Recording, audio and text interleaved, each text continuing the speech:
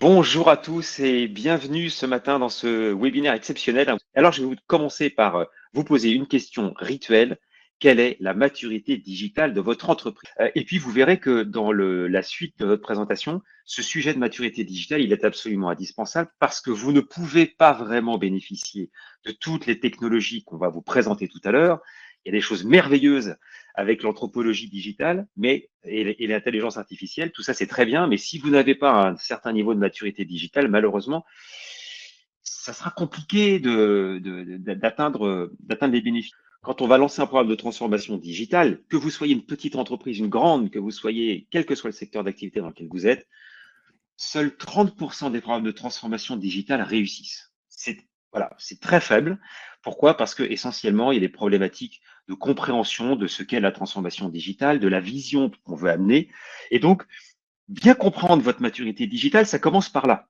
Vous ne pourrez pas atteindre l'objectif que vous visez si vous ne savez pas d'où vous partez. Voilà pourquoi il faut vous intéresser à cette question de maturité digitale et de faire de la manière la plus objective possible. Dimup.com est aussi un outil au service de l'évaluation de maturité digitale et de pilotage de la transformation digitale. Ces outils-là, évidemment, on pense au CRM, on pense à tout un tas de choses, aux intelligences artificielles, etc. Tous ces outils sont absolument clés pour exploiter la donnée. C'est ça l'objectif. Et produire, évidemment, une donnée utile. Troisième élément, au cœur de la transformation numérique, les processus opérationnels. On verra tout à l'heure que si on va dialoguer avec ces communautés, dialoguer avec ces tribus, on change la manière d'aller comprendre ce qu'ils attendent pour leur proposer ce qu'ils veulent et donc être au plus près de leurs besoins. Ça change le processus marketing. Vous voyez le principe. En termes de technologie, là, évidemment, on peut penser par exemple aux IA prédictives, aux chatbots anthropologiques qui sont aussi des outils. Alors là, vous me dites, quoi, Michael, chatbot anthropologique, qu'est-ce que c'est? Ben justement, on va vous expliquer tout à l'heure à quoi ça ressemble et vous verrez que c'est passionnant. Jusqu'à maintenant, vous avez connaissance et vous avez une bonne maturité digitale, donc vous êtes certainement même plus expert que moi en metrics, KPI, social listening, tous ces outils techniques finalement qui vont mener à une vision peut-être fragmentée de vos audiences. Et plus on intègre des trucs techniques pour fragmenter des fragments, plus on a une vision fragmentée de la réalité. Les sciences sociales, la connaissance sociale, cultural driven, ça va complémenter justement les zones d'ombre. On va pouvoir avoir une vision plus complète des audiences. Et c'est une assurance risque, véritablement. Un réseau social, c'est pas tant Facebook, Instagram, TikTok, c'est comment les gens s'organisent entre eux. Ça nous permet d'identifier des influenceurs et de développer des stratégies ancrées dans une objectivation des données. À droite, là, on n'est plus online, on est offline. Et les tribus, il n'y a pas de mur entre les deux. Ça veut dire qu'on les atteint aussi, les gens qui ne sont pas sur les réseaux. À droite, c'est cave ouverte. C'est des gens qui vont à pied ou en bus dans les caves, vivre des expériences et découvrir le vin. Et on voit quoi? Une augmentation à deux chiffres aussi. Donc, on prouve par là la robustesse de l'approche tribale. Donc, on a sécurisé l'univers, pas de spéculation avec l'IA. Elle est uniquement abreuvée et fine-tunée avec les tribus, customisée avec les tribus. On limite le risque d'hallucination de nos IA. Le 100% des followers sont dans cette radiographie qui seront cartographiés en fonction de leurs valeurs, de leurs besoins, de leurs comportements. Savoir que le B2B et le B2C, c'est des humains. Dans une entreprise, autour d'une machine, vous avez un ingénieur, vous avez un chef des ventes, vous avez un chef produit, vous avez beaucoup d'experts.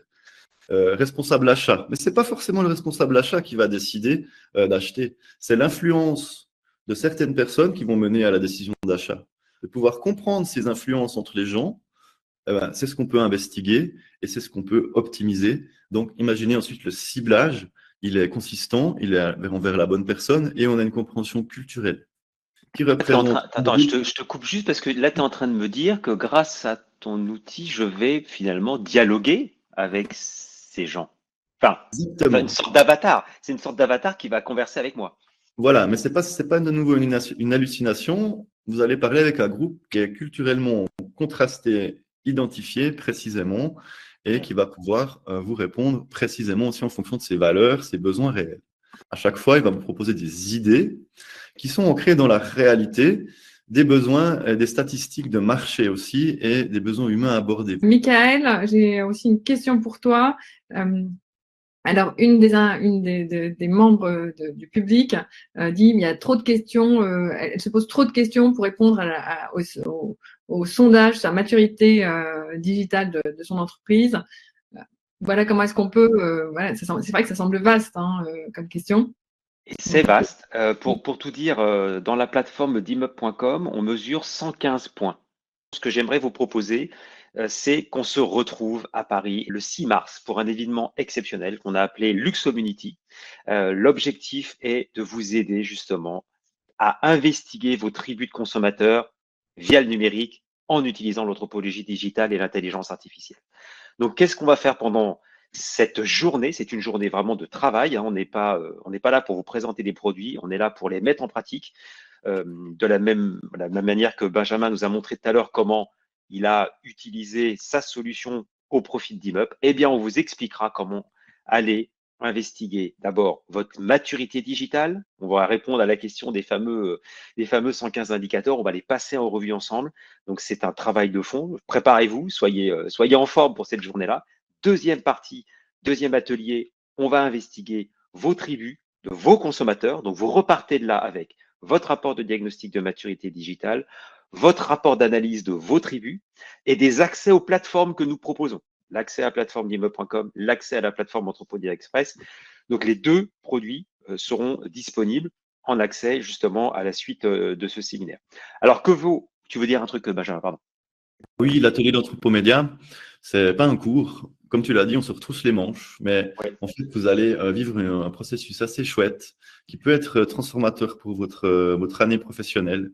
C'est-à-dire que vous avez galéré avec vos personas, vous avez galéré avec la compréhension du marché, le testing des actions. Vous savez déjà beaucoup de choses sur vos audiences. Là, vous allez pouvoir mettre de la substance et aller carrément pivoter sur l'intégration de segments de marché qui vont vous permettre à la sortie de cet atelier d'implémenter des actions. Merci à tous d'avoir tenu jusqu'au bout. Merci pour votre participation et vos questions. On était super contents et on espère vous voir très prochainement donc à Paris. Merci beaucoup. Bonne journée. Merci. Bonne journée et bon appétit. Merci.